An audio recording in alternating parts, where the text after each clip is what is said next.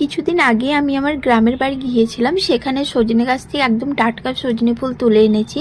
এখন তো গাছে সজনে ফুল ভর্তি, আর আমরা সজনে ফুল দিয়ে বিভিন্ন রেসিপি বানিয়ে থাকি। তবে একবার এইভাবে এই রেসিপিটা বানিয়ে দেখো, একদম গরম ভাত থেকে শুরু করে চা, কফি, মুড়ি যে কোনো কিছুর সাথে জাস্ট দুর্দান্ত লাগবে, আর এত মুচমুচে হয়।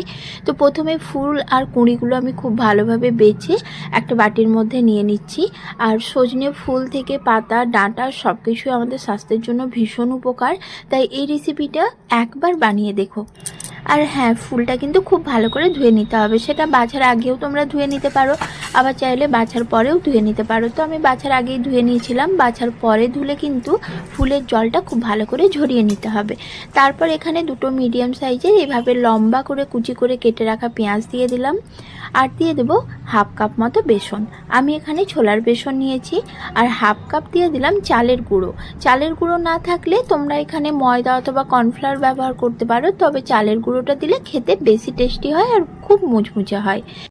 এবার হাফ চামচ দিয়ে দিলাম জিরার গুঁড়ো, হাফ চামচ হলুদ গুঁড়ো, হাফ চামচ লঙ্কা গুঁড়ো, স্বাদ অনুযায়ী নুন, আর দিলাম সামান্য একটু খাবার সোডা, সঙ্গে কিছুটা লঙ্কা কুচি দিয়ে এইভাবে অল্প অল্প জল দিয়ে এবার সব কিছু ভালো করে মেখে নিতে হবে।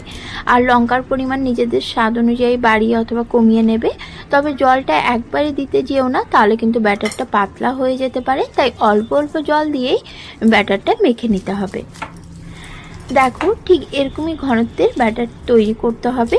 এবার আমি পকোড়াগুলো ভেজে নেব। তার জন্য আগের থেকে তেল গরম হতে দিয়ে দিয়েছিলাম। আমি এখানে রিফাইন তেল গরম করে নিয়েছি।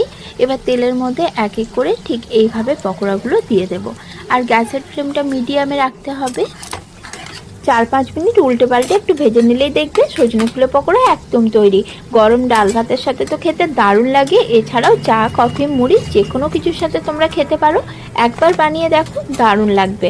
আর কেমন লাগলো আমাকে কমেন্টে জানিও।